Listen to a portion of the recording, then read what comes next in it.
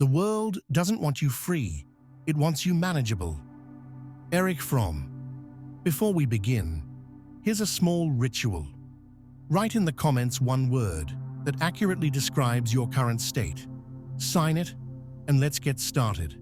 You were not born into freedom. You were born into a script written long before your first breath. A story older than kingdoms, older than books. A system of control, tested and polished through generations. By the time you opened your eyes, the stage was already set. The rules were in place. The actors had their roles. And yours was obedience. It starts soft, gentle voices, warm smiles. Be good. Don't cry. Be nice. You don't question. You learn to please, because love feels good. And when you're obedient, you get love. But that love comes with a leash. It teaches you something dangerous, that acceptance must be earned, that your truth is not as important as being liked. Before you even understand what's happening, you are being shaped, cut, polished, trained. You are not raised, you are conditioned. And the ones who do it to you, they were shaped the same way. They think this is care. They think this is protection. But it's transmission. One program passed to the next. One generation exporting fear, obedience, shame. You are told what is right, what is wrong, what is allowed, what is not. You don't explore, you memorize. You don't ask, you repeat. Truth becomes a set of approved behaviors. You don't choose your voice, you inherit it. And here is the silent contract. Stay small, stay polite, stay in line, and you will be accepted. Step out, and you will lose love. You will feel alone. You will feel like something is wrong with you. That feeling is not a flaw. That feeling is the edge of the cage, because what they call love was never unconditional. It had terms, and you signed the deal before you could read it. This is not personal. This is ancient. It has nothing to do with your parents, nothing to do with your school. This is how civilization taught itself to survive, through structure, submission, sacrifice. It feared chaos more than it loved freedom. So it built order, not by asking, but by demanding, not by truth, but by conformity. And that order has a cost. The cost is you. You don't scream when you're born. You scream when you begin to remember that something is wrong, that this is not how it was meant to be, that something inside you is still wild, still untamed, still alive. That scream is the beginning. Long before cities, before currencies, before written law, there was fear. Fear of the unknown, fear of chaos, fear of death. And in that fear, someone stood up and claimed clarity, claimed answers, claimed order. The first leader wasn't chosen by votes. He was followed because others were afraid. He promised safety, and in return, he demanded obedience. That was the deal, and it worked. Soon, every tribe had its figure of power, the strongest, the wisest, the cruelest. Those who could predict seasons, control fire, speak to the gods. These were the first architects of control, not because they were evil, but because they saw how easily people give up freedom when they're afraid. It started with rituals, symbols, rules. The roots of religion and monarchy are the same. Structure designed to tame the wild heart of man. Control was survival, at first. But once the fear settled, control didn't fade. It evolved. It became a tool, not just to protect, but to dominate. Civilizations rose, empires formed, and every time, the pattern repeated. A small group, the few who held knowledge, who understood psychology, law, storytelling, they took the top, and the masses, distracted by survival, followed. Egypt, Babylon, Rome. The pattern never changed. A pyramid, not of stone, but of power. At the peak, a few. At the bottom, everyone else. These elite didn't just use force. They mastered something far deeper: narrative. They wrote the myths. They defined morality. They created the ideas of sin and virtue, guilt and salvation, not to enlighten, but to organize, to direct human energy into predictable shapes, to extract labor, loyalty, and silence. Religion wasn't just belief, it was governance. Culture wasn't just tradition, it was control. From divine kings to modern presidents, the mask changes, but the hand remains the same. And it didn't stop with nations. Over centuries, control became quieter, more elegant. Today, it wears a smile. It speaks of freedom while feeding you scripts. It offers you choices, all inside a cage. You think you're deciding, but you're selecting from pre-approved paths, designed long before you were born. The ancient system never died. It simply updated its software. By the time a child learns to speak, the training has already begun. Not education, training.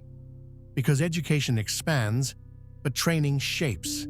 You're not taught who you are. You're taught how to behave. And from the very beginning, that behavior is measured, corrected, approved, or punished. At home, you hear what's acceptable. At school, you learn what's rewarded. From cartoons to fairy tales, you're shown who wins, who loses, and why. Not based on truth, but on obedience. Be nice, sit still, memorize. Don't ask too many questions. Fit in, and when you do, you're praised. Not for your essence, but for your compliance. School is not about knowledge, it's about hierarchy. Bells ring like factory whistles. Teachers stand at the front. Students sit in rows. You're graded, sorted, and compared. Individuality is a risk. Creativity is a threat. The system doesn't want thinkers. It wants repeaters. It rewards those who absorb and punish those who question.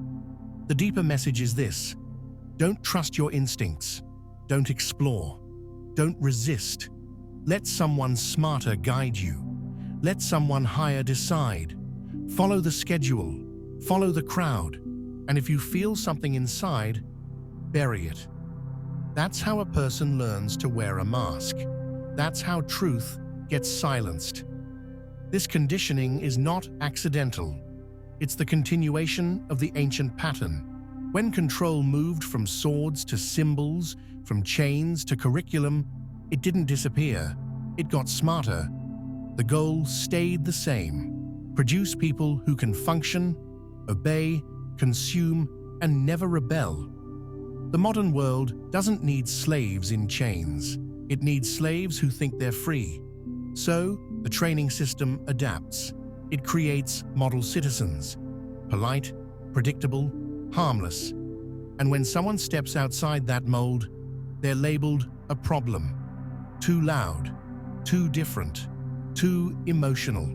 So people learn to shrink, to survive by blending in, to kill their fire before it even burns. The result?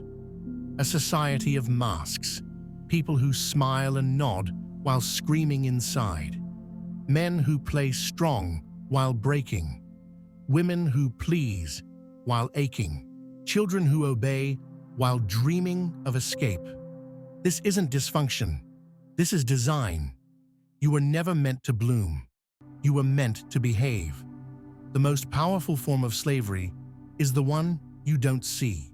The kind that doesn't need walls, guards, or weapons. The kind that lives in your choices, your thoughts, your dreams. Today, people believe they are free because they can choose between brands, express opinions online, or vote every few years. But the options have already been filtered. The opinions have already been framed. The candidates have already been selected. The freedom is cosmetic. The structure remains untouched. You go to work, you pay bills, you scroll, you sleep, and deep inside, something feels wrong. But you can't name it, because the cage is invisible. This control doesn't scream. It whispers. It doesn't threaten. It distracts. It keeps you busy. It tells you that value comes from performance. That success means numbers. That peace is something you can buy. It floods your senses with ads, deadlines, social pressure.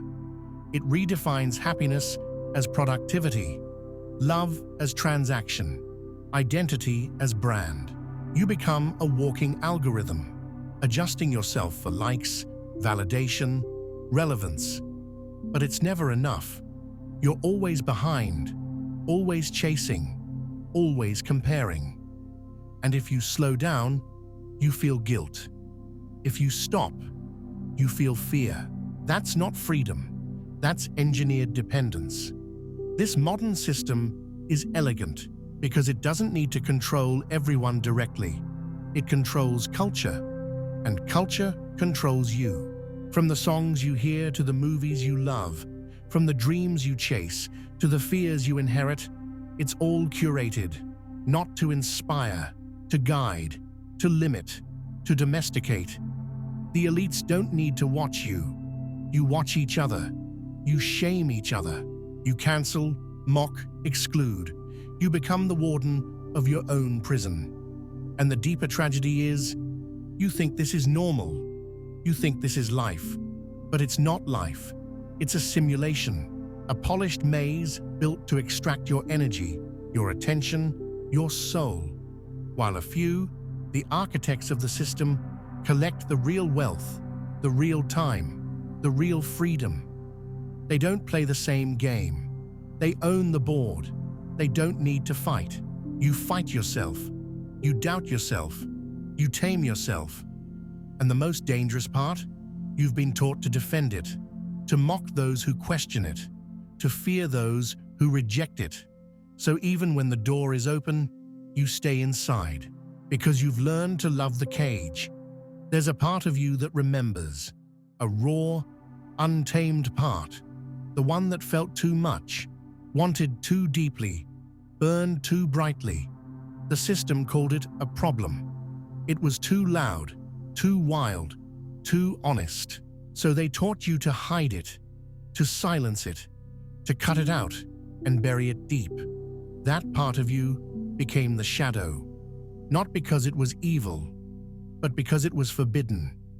The shadow is every part of you that didn't fit, every truth that was too real, every instinct that was too strong, every question that made others uncomfortable. You didn't destroy it, you exiled it, and now it waits. You were told to be good, to be nice, to be proper. You learned to smile when you wanted to scream, to say yes when your whole body said no, to serve peace at the cost of your truth. You became what the world wanted, at the expense of who you are. And the more you obeyed, the more they praised you. They said you were mature, balanced, responsible. But inside, a storm built quietly, because what they called maturity was just suppression. What they called responsibility was just surrender. You became two people, the surface and the silence, the actor and the prisoner. And this split, it didn't just hurt. It weakened you. It drained your energy. It made you forget what it means to be alive. The shadow holds your fire, your boundaries, your voice. It holds your wildness, your hunger, your depth.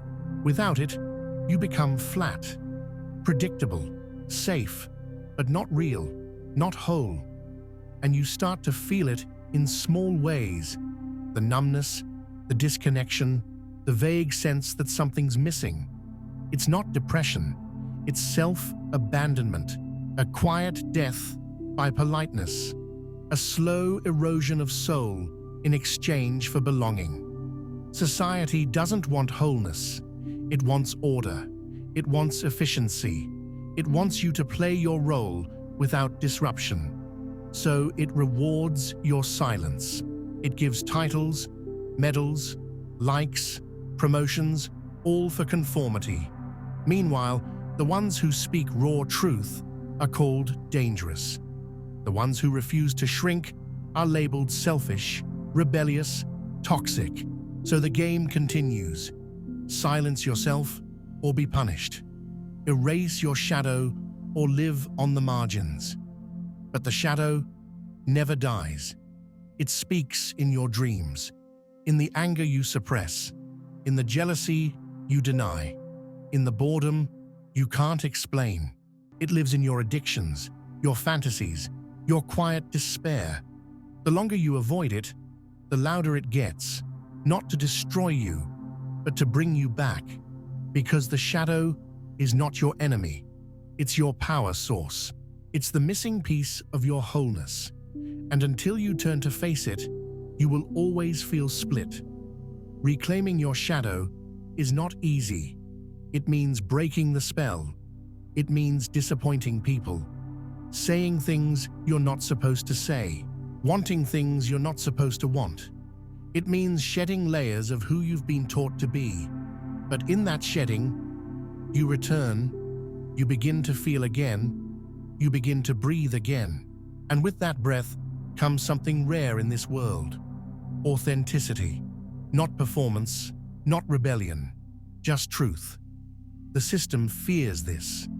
It has no control over someone who has integrated their shadow, because that person can't be manipulated by shame, can't be bribed by approval, can't be controlled by fear.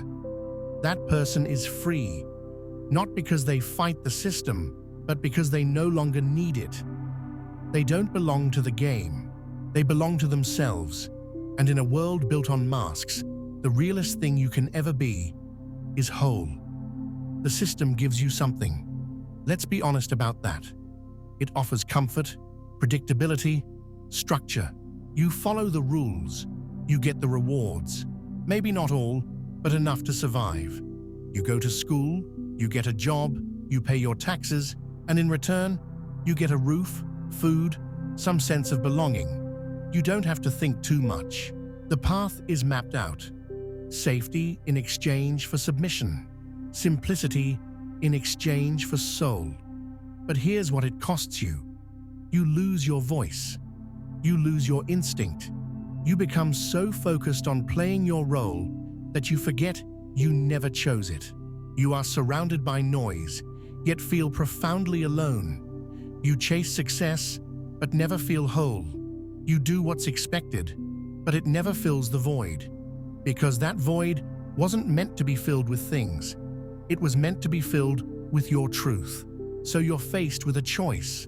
Not an easy one, but a real one. Stay in the system and continue the pattern, or start the long walk home to yourself. This is not about rebellion. This is not about becoming a hermit or running into the woods. This is about internal liberation, about breaking mental chains, about choosing truth over comfort, awareness over illusion, integrity over approval. And yes, there are risks. Walking your own path means losing certain protections. You might disappoint people. You might lose status, jobs, even relationships. You will face fear. But you will also gain something that can't be taken: yourself. Let's break this into what you need to see. The system. Pros and cons. What it gives you. Stability, if you comply. Predictable outcomes, acceptance within the norm, a sense of safety through rules, rewards for obedience. What it costs you.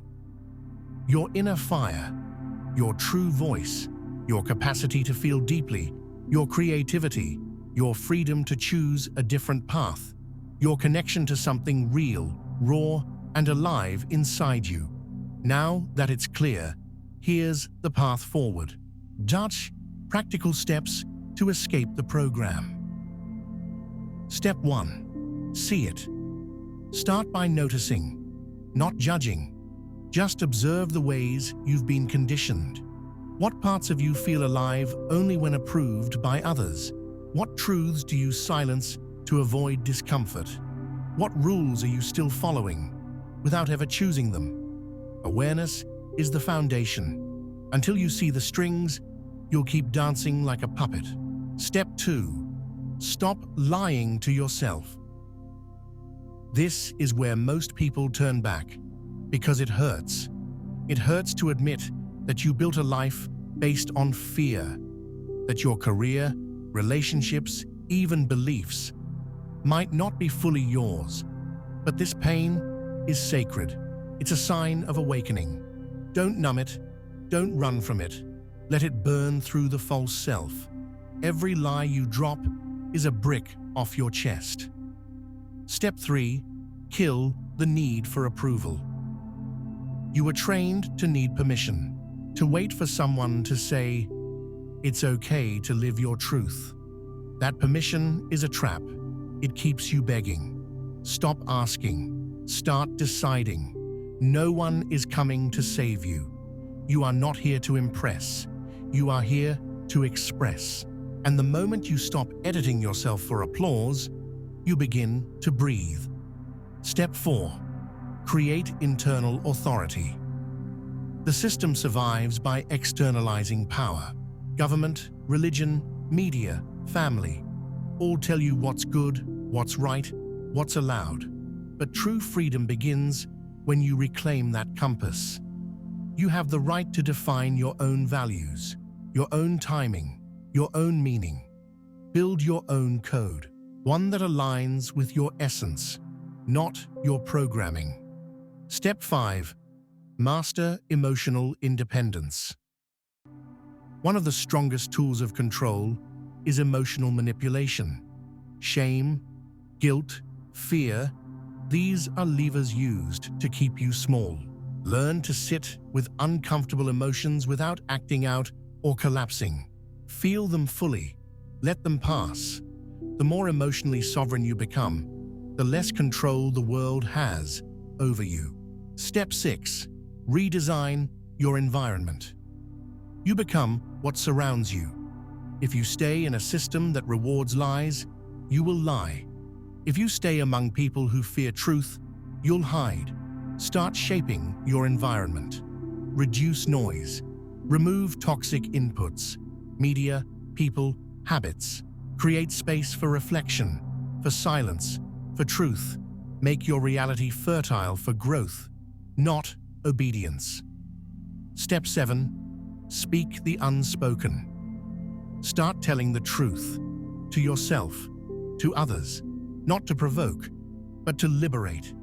Speak what scares you. Say what you've buried. Let your voice become your compass. The truth will cost you, but silence costs you more. Every time you express truthfully, you reclaim power that was stolen from you.